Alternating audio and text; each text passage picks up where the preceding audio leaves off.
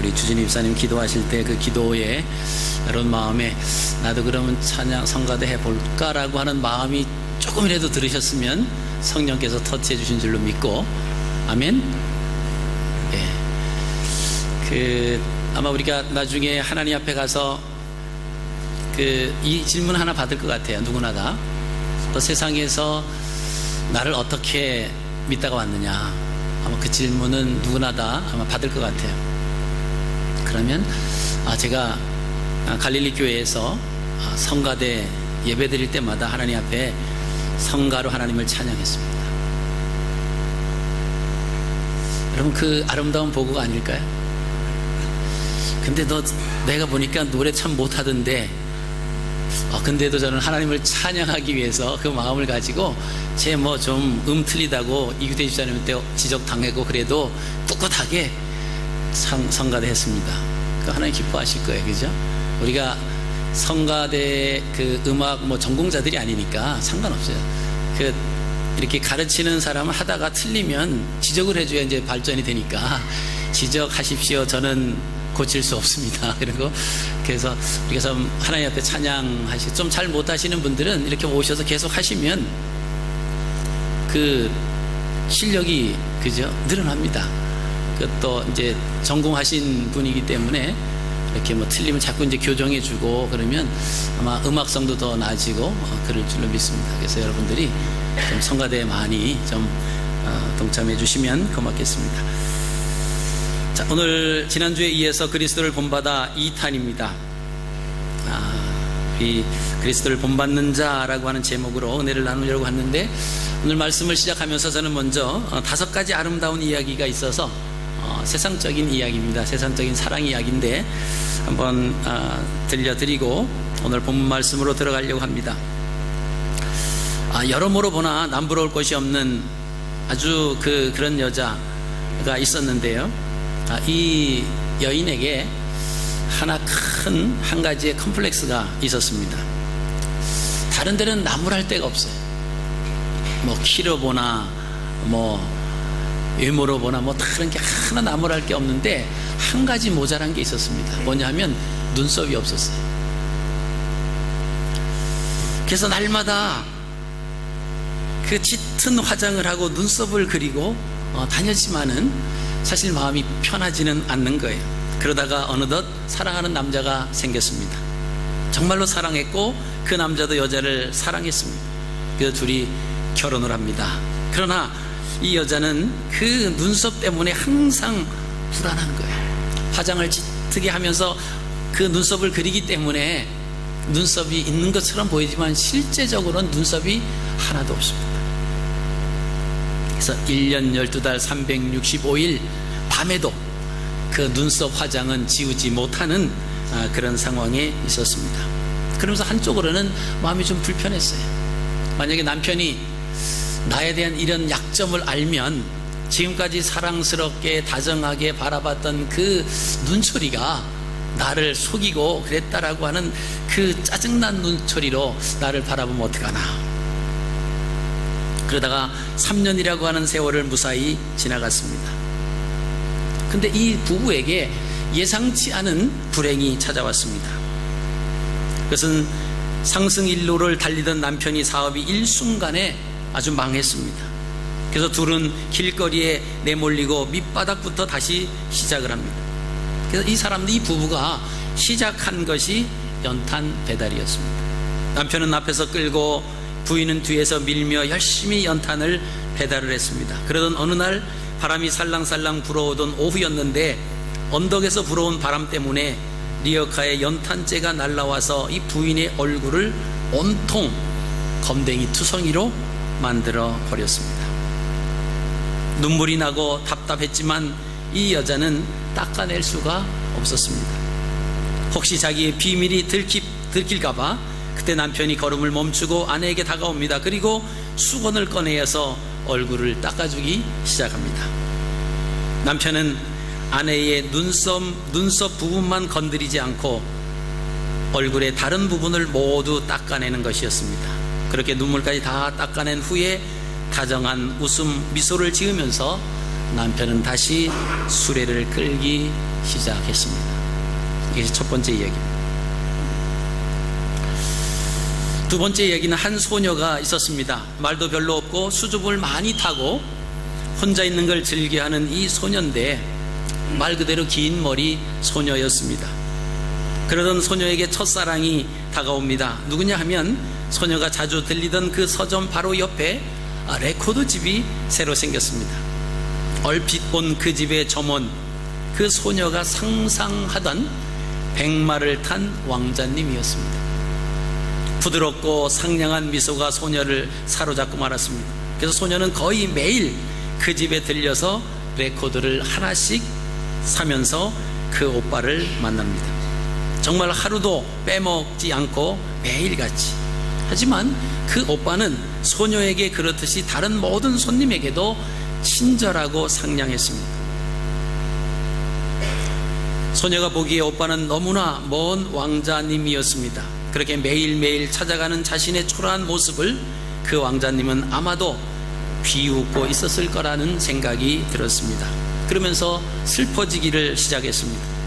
그녀는 점점 아파오기 시작했고 더 이상 레코드집을 찾아갈 수가 없었습니다. 그 마음의 슬픔이 병이 되어서 그만 그 소녀는 죽고 말았습니다. 소녀의 유품을 정리하던 엄마는 그 소녀의 방 한 구석에 잔뜩 쌓아놓은 레코드판들을 발견을 합니다. 포장이 하나도 뜯어지지 않은 채 그대로 차곡차곡 쌓아놨어요. 사실 그 소녀에겐 그 음악을 들을 수 있는 그 플레이어가 없었습니다. 그럼에도 불구하고 그 오빠를 만나기 위해서 매일같이 가서 레코드판을 한 장씩 사왔습니다. 포장을 엄마가 뜯어봤습니다. 그랬더니 그 속엔 편지들이 들어있었습니다. 그렇게 많은 판들 속에 모두 다 한 장씩의 편지가 들어있었습니다. 매일매일 자신을 찾아오는 아름다운 소녀에 대한 사모의 마음이 잔뜩 들어있는 왕자님의 러브레터였습니다. 그 왕자님은 소녀가 음악을 들으면서 자신의 편지를 읽어줄 거라고 굳게 믿고 있었던 것입니다. 이것이 두 번째 이야기입니다. 자, 세 번째 이야기입니다. 한 여자가 있었습니다. 물론 여자가 있으면 멋진 남자도 있습니다. 장소는 어느 유명 의료회사의 디자인실입니다. 이 여자는 그 남자와 둘 다 그 디자이너였습니다. 둘이 다. 그래서 같은 일을 하면서 부쩍 친해진 회사 동료이면서 마음이 맞는 친구입니다. 그런데 이 여자 마음에 자꾸만 딴 생각이 들기를 시작을 합니다. 그러니까 이 남자를 좋아하게 됩니다. 친구가 아닌 남자로. 하지만 이상하게도 그 앞에 서면 항상 마음에 없는 말만 괜히 하는 거예요. 다른 남자 이야기만 늘어놓고 통 진심이 나오질 않습니다. 그런데 남자도 역시 마찬가지입니다. 이 여자를 사랑하고픈 마음이 점점 깊어갈수록 관심 없는 척하게 되고 자기 마음이 먼저 들킬까봐 조마조마하기만 했습니다. 그러다가 이 여자가 선을 볼 기회가 생겼습니다. 이제 이 여자가 마지막으로 남자의 마음을 떠볼 결심을 하면서 남자에게 이 사실을 알렸습니다. 남자는 하늘이 무너지는 것 같았지만은 자신의 마음과는 정반대의 말을 했습니다. 축하한다. 너도 이제 시집을 가는구나. 뭐 이런 얘기를 하면서 그러면서 그 이야기를 했습니다. 그런데 너 그 결혼식 때 입을 그 드레스는 내가 만들어주겠다 하는 선신까지 씁니다. 여자는 잔뜩 실망을 하고 하지만 남자의 마음을 확인했으니까 일단은 좀 홀가분한 마음으로 가서 맞선을 받습니다. 상대는 무척 괜찮은 사람이었고 둘은 결혼을 했습니다. 결혼식 전날 그 남자가 만들어준 웨딩드레스를 입어본 여자는 조금 이상하다라고 하는 것을 느꼈습니다. 그 웨딩드레스가 한 10cm 정도 짧았습니다. 아니 이럴 수가, 디자이너가 이렇게 만들다니. 그렇지만 그래도 그 사람이 만들어줬기 때문에 그것을 볼품없는 드레스이지만 입고 직장에 나갔고 결혼식은 무사히 잘 치렀습니다. 결혼 생활도 행복했고 그렇게 20년이라고 하는 세월이 흘렀습니다.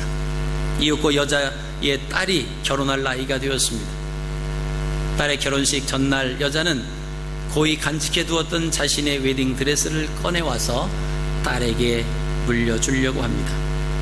그러나 딸은 그 엄마보다 훨씬 키가 커서 그 드레스가 너무나 짧았습니다. 할 수 없이 단을 내리기로 하고 그 드레스의 단을 푸는 순간 그 손에 누렇게 변한 편지 한 장이 들어 있었습니다. 사랑한다. 너를 놓칠 수 없다. 지금이라도 내게 와달라는 남자의 편지였습니다. 20년 전에. 이것이 두 번째 이야기입니다. 세 번째 얘기입니다. 네 번째 얘기는 그녀는 대학교 3학년이었습니다. 그날도 어김없이 도서관에서 공부를 마치고 매일같이 타던 좌석 버스에 올라탑니다. 근데 그때였습니다. 잠시 멈추면서 그녀는 아무것도 볼 수가 없었는데 그녀의 이상형인 남자가 바로 자기 앞에 눈에 보였습니다. 근데 마침 그 남자의 옆자리가 비어 있었습니다. 그녀는 주저없이 그곳에 앉았고 그 상태로 시간만 흘러갑니다.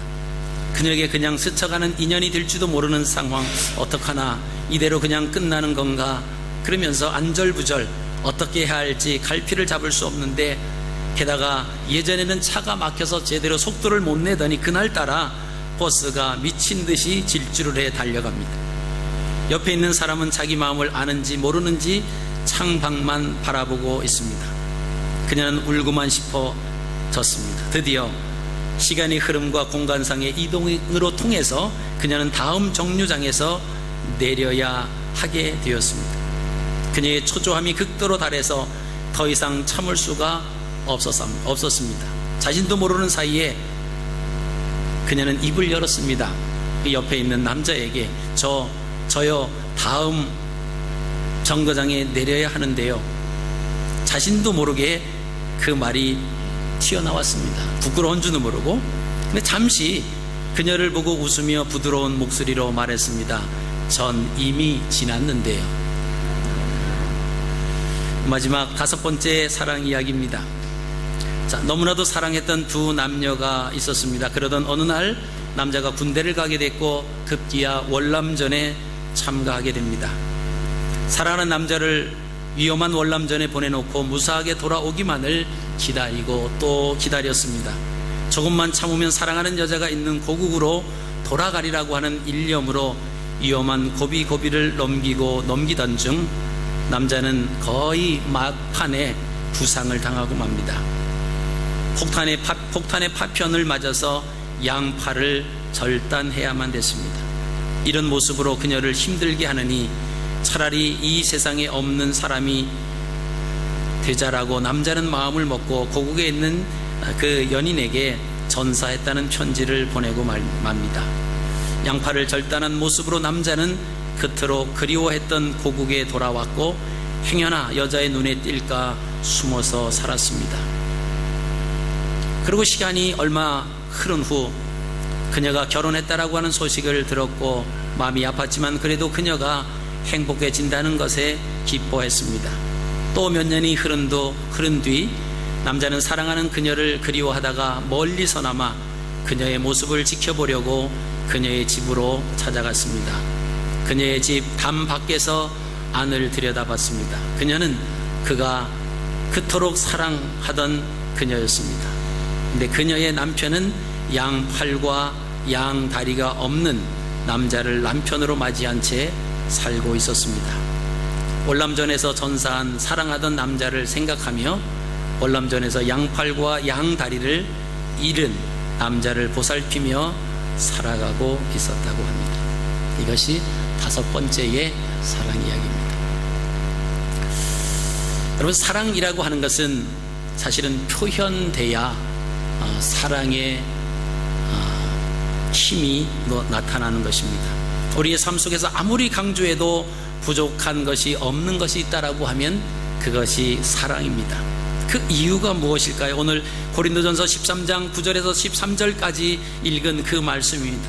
종말에 완성할 때 이 땅의 모든 것은 다 지나간다라고 하는 것입니다. 그러나 끝나지 않고 영원히 존재하는 것이 있다라고 하면 그것은 믿음, 소망, 사랑이다라고 하는 것입니다. 그래서 사람은 하나님을 믿는 그 믿음, 순종이지요. 그리고 하나님을 바라는 소망이요, 하나님의 본질적인 속성인 그 사랑, 이 사랑이 사람에게 매우 중요하다라고 하는 것입니다. 예수님 당시, 바울 당시 1세기 때 헬라인에게는, 그리고 오늘 비그리스도인들에게서 말하는 사랑이라고 하는 의미는 에로스적인 사랑을 말합니다. 이 에로스적인 사랑은 사람이나 지식이나 권력이나 물질이나 건물이나 토지 등을 자기의 것으로 만들고자 하는 행위로 인식이 됐습니다. 그래서 어떤 연인을 사랑한다라고 하면 그 연인을 자기의 것으로, 어떤 남자를 사랑한다라고 하면 그 남자를 자기의 남편으로 만드는 것이, 이것이 사랑이라고 생각을 했습니다. 이것이 에로스적인 사랑입니다. 그러나 이 에로스적인 사랑의 의미와는 구별해서 히브리인들이 생각했던 그 사랑은 지난주에 말씀드린 것처럼 순종과 섬김과 희생의 삶을 표현하는 단어로 쓰인 그 헬라어 아가페라고 하는 단어입니다. 이 아가페는 자기 중심적이고 자기 주장적인 행위를 말하는 에로스와는 달리 자기를 내어주는 사랑으로 사용되었습니다. 그 대표적인 예가 요한복음 3장 16절입니다. 하나님이 세상을 이처럼 사랑하사 독생자를 주셨으니 이는 저를 믿는 자마다 멸망치 않고 영생을 얻게 하려 하심이라고 말씀하십니다. 여기서 이처럼이라고 하는 단어는 요한이 사용한 것인데, 예수님께서 십자가에 달리신 그 모습을 바라보면서 예수님이 우리를 위해서 자신을 내어주시는 그 사랑을 손가락으로 가리키면서 이처럼 사랑하셨다고 고백한 내용입니다. 로마서 5장 8절에도 이렇게 기록하고 있습니다. 우리가 아직 죄인 되었을 때에 그리스도께서 우리를 위하여 죽으심으로 하나님께서 우리에게 대한 자기의 사랑을 확증하셨느니라. 자신을 내어주는 사랑, 이것이 바로 아가페 사랑인 것입니다. 우리 모두는 믿음의 대상인 예수 그리스도를 따라가는 사람들입니다. 따라간다라고 하는 것은 믿는다라고 하는 것입니다. 어떤 삶이 따라가는 삶이고 어떤 삶이 믿는 삶이겠습니까? 예수님이 하신 말씀을 우리가 한번 참고해 보시기를 원합니다. 마태복음 16장 24절, 아무든지 나를 따라오려거든 자기를 부인하고 자기 십자가를 지고 나를 쫓을 것이니라. 예수님을 따르고 예수님을 사랑하기 위해서는 우리가 우리의 십자가를 져야 되고, 그 먼저 우리가 우리 자신을 부인해야 된다라고 하는 사실입니다. 그럼 먼저 자신을 부인한다라고 하는 삶은 어떤 삶일까요? 그리스도께서 자신을 부인한 삶의 모습은 이 땅에 내려오시면 죽는 줄 알면서도 육신을 입으시고 이 땅으로 내려오시는 그 삶이 자신을 부인하는 삶입니다. 믿음의 조상으로 인정받은 아브라함이 자신을 부인한 삶은 자신의 의지와 상관없이 하나님께서 말씀하신 그것을 따르기 위해서 이삭을 데리고 모리아 산으로 올라가는 그 삶입니다. 이삭이 자기의 자신을 부인한 것은 죽는 줄 알면서도 번제에 드릴 그 장소까지 묵묵히 나무를 지고 걸어가는 그 삶이 자신을 부인하는 삶입니다. 우리에게 자신을 부인하는 삶이라고 하는 것은 신앙생활을 잘하기 위해서는 하나님 사랑과 이웃 사랑을 실천하라고 하면 잠시 손해보는 줄 알면서도 묵묵히 행동하는, 실천하는 것이 우리 자신을 부인하는 삶입니다. 두 번째, 자기 십자가를 지고 가는 삶은 어떤 것일까요? 여기 자기 십자가를 지고라고 하는 그 진다라고 하는 의미는 희생을 요구하고 있습니다. 예수 그리스도를 따르기 위해서는 반드시 희생이 요구된다라고 하는 사실입니다. 누구니 나를 따르려든 자기를 부인하고 자기 십자가를 지고 나를 따를 것이니라. 우리가 신앙생활하면서 예수 그리스도를 따르면서 희생적인 모습이 우리 안에 없다라고 하면 우리는 하나님이 원하시는 진정한 신앙의 모습을 걸어가고 있지 못하다고 생각하셔도 괜찮습니다. 예수님께서 인류의 죄 문제를 해결하시기 위해서 십자가에 달릴 그 나무를 자신이 직접 갈보리를 향해서 지고 올라가신 삶, 이삭이 자신의 번제에 드리기 위해서 그 나무를 직접 지고 모리아 산으로 올라가는 모습, 자기 십자가를 지고 가는 삶입니다. 이 모습이 우리들이 이 땅을 떠날 때까지 우리도 져야 할 십자가가 있다라고 하는 것입니다. 그것은 우리의 희생입니다. 우리가 신앙생활하면서 우리가 하나님께로부터 받는 것만 좋아하고 받기만 원한다라고 하면 그것은 우리가 행하는 그 사랑은 아가페적인 사랑이 아니라 에로스적인 사랑에 불과한 것입니다. 우리가 믿는 그리스도교는 이방 종교와 그래서 차별이 됩니다. 차별되는 것 중에서 가장 대표적인 것이 바로 사랑입니다. 고린도전서 13장 1절 말씀에 내가 사람의 방언과 천사의 말을 할지라도 사랑이 없으면 소리나는 구리와 울리는 꽹가리가 된다고 말씀합니다. 여기서 소리나는 구리와 울리는 꽹가리는 헬라의 신비 종교에서 광란의 의식대에 쓰였던 그런 도구들입니다. 이런 도구들은 요란한 소리만 내고 이웃을 향한 배려는 전혀 찾아볼 수가 없습니다. 이처럼 그리스도를 따르는 사람들이 사랑 없이 사람의 방언과 천사의 말을 하게 되고 그들과 다를 바가 없는 그런 부류의 사람이다라고 하는 것입니다. 바울은 이방 종교를 믿는 자들과 그리스도를 믿는 자들은 구별돼야 된다라고 하는 말을 그의 글에서 여러 번 강조하고 있습니다. 그리스도인들에게 하나님 사랑과 이웃 사랑을 요구하는데 어떻게 하는 것이 하나님을 사랑하는 것이고 어떻게 하는 것이 이웃을 사랑하는 것인가 라고 하는 것입니다. 하나님은 영이시니 하나님을 어떻게 사랑해야 될까? 눈에 보이는 이웃은 또 어떻게 사랑하는 것이 하나님이 우리에게 말씀하시는 사랑하라라고 하는 그 말씀이고 예수님께서 우리에게 본을 보여주셨던 그 삶을 사신 그 모습일까라고 하는 것입니다.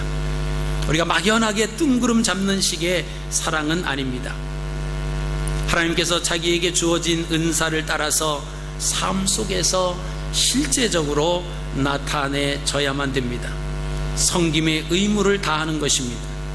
하나님이 각자에게 주신 소명에 충실한 삶을 살면 올바른 관계가 형성되기 때문에 부작용이 일어나지 않습니다. 사회 속에서 일어나는 크고 작은 부작용들은 사랑하지 못해서 일어나는 것들이 많이 있습니다. 섬김의 의무를 다하지 못해서 일어나는 사건들입니다. 오늘날 일어나는 일들을 보시면 남편을 죽이고 아내를 죽이고 자녀를 죽이고 부모를 죽이는 이런 현상들, 서로 간의 섬김의 의무, 즉 하나님이 말씀하시는 사랑을 하지 못한 발생인 것입니다. 스승이 제자를 믿지 못하고 제자가 스승을 신뢰하지 못하는 불신풍조는 사랑의 결여로 나타나는 현상들입니다. 요새 인천에서 어린이집에서 일어난 일을 여러분 다 아실 겁니다. 서너 살 먹은 아이를 보육교사가 내 아이처럼 사랑했다라고 하면 아마 그 아이를 구타하지는 않았을 것입니다. 그 아이를 구타하는 그 모습들이 CCTV에 담겨져서 공개되었고 부모들은 그것을 보면서 분노했고 처벌을 요구하고 나서고 있습니다.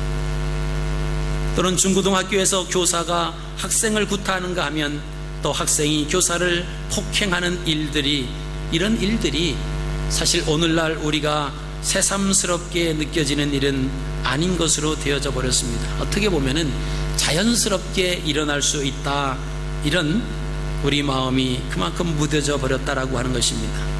서로가 이해하기보다는 서로의 유익을 먼저 생각해서 고발을 하고, 언론에 공개되고 학교 폭력 사건들이 불미스러운 그런 일들은 사랑의 결여로 일어나는 현상들입니다. 병원에서 의사가 환자들을 수입의 대상자로만 생각하고 아파하는 그들을 불쌍히 여기는 마음을 전혀 갖지 않는 모습들의 의사들도 있다라고 하는 것입니다. 어떤 의사는 술이 취한 상태로 어린아이의 상처를 듬성듬성 기워 재수술하는 사례도 나타납니다. 어떤 의사는 수술을 하는 도중에 파티를 하기도 하고 사진도 찍기도 합니다. 사랑을 실천하지 못하는 의사들 때문에 전체 의사들이 욕을 먹고 있습니다. 그리고 불신 풍토를 만들어가고 있습니다. 사업가는 소비자에게 어떻게 하면 이윤을 많이 남길까 하는 그런 생각으로 물건을 만들기보다는 어떻게 하면 값싸고 좋은 물건을 잘 공급해주고 서비스를 잘해주어서 소비자들의 삶이 풍성해지도록 해줄 수 있을까라고 하는 고민을 한다라고 하는 것은 그들을 사랑한다라고 하는 이유 때문에 그렇습니다. 우리가 잘 아시는 대한항공 땅콩 리턴 사건도 마찬가지입니다. 그래서 오늘날 한국 사회에서 화두로 등장하는 단어가 있습니다. 그것이 갑의 횡포라고 하는 단어입니다. 이웃사랑을 실천하지 못해서 나타나는 사회적 부작용입니다. 갑을 관계에서 섬기지 못하고 배려하지 못하고 사랑하지 못해서 오직 자기의 욕심만을 내세우다 보니까 이러한 현상들이 일어나는 것을 우리가 보게 됩니다. 그러면 이스라엘 사례를 하나 소개해 드리겠습니다. 갈릴리 호수는 그 물은 빗물과 북쪽 헐몬산에서 눈이 녹아서 내리는 물로 그 강을 이룹니다. 그래서 눈은 11월 달부터 4월 달까지 그 헐몬산에 눈이 내립니다. 그리고 5월부터는 그 눈이 녹아서 그 물이 흘러서 갈릴리 호숫가로 옵니다. 그 갈릴리 호수의 물은 60%가 식수로 사용이 된다고 합니다. 그럼에도 호수 앞에나 어디에도 오염시키면 안 된다라고 하는 알림 표시나 여기는 식수원으로 쓰고 있다라고 하는 표시가 없다라고 하는 것입니다. 우리와는 좀 다른 풍경입니다. 그 갈릴리 바다에서 사람들이 물놀이도 합니다. 배도 띄웁니다. 고기도 잡습니다. 하지만 물은 오염시키지 않습니다. 그 이유는 간단합니다. 물놀이를 하는 사람들의 생각이 다르다라고 하는 거예요. 이 물은 내가 먹는 물이고 내 가족이 먹는 물이고 내가 사랑하는 사람이 먹는 물이라고 하는 생각을 합니다. 그렇기 때문에 오염시키지 않는다라고 하는 것입니다. 그럼 이스라엘의 군인들의 생각도 차이가 있습니다. 우리의 상황과는 차이가 많이 있습니다. 군인들 중 일부의 사람들은 힘있고 빽이 있어서 좋은 자리에 갑니다. 힘없고 빽 없는 사람들은 억눌린 가운데 생활을 합니다. 그러니까 불미스러운 일들이 여기저기서 많이 일어납니다. 그런데 이스라엘 군인들은 그런 생각을 하지 않는다라고 합니다. 더 이상 물러설 땅이 없기 때문에 내가 사는 땅, 내 가족이 살고 있는 이 땅, 내 사랑하는 사람이 살고 있는 이 땅을 내가 지켜야 한다라고 하는 생각으로 근무를 합니다. 그렇기 때문에 그 이스라엘 군대에는 총기 사고라든가 탈령 사고 등이 발생하지 않는다라고 하는 것입니다. 다시 말하면 이웃을 사랑하는 마음으로 근무하기 때문에 부작용이 일어나지 않는다라고 하는 것입니다. 사랑하는 갈릴리 성도 여러분, 우리의 주인 되시는 그리스도께서 너희는 세상의 소금이다, 너희는 세상의 빛이다, 너희는 그리스도의 향기라고 말씀하십니다. 너희는 그리스도의 편지라고 말씀을 하십니다.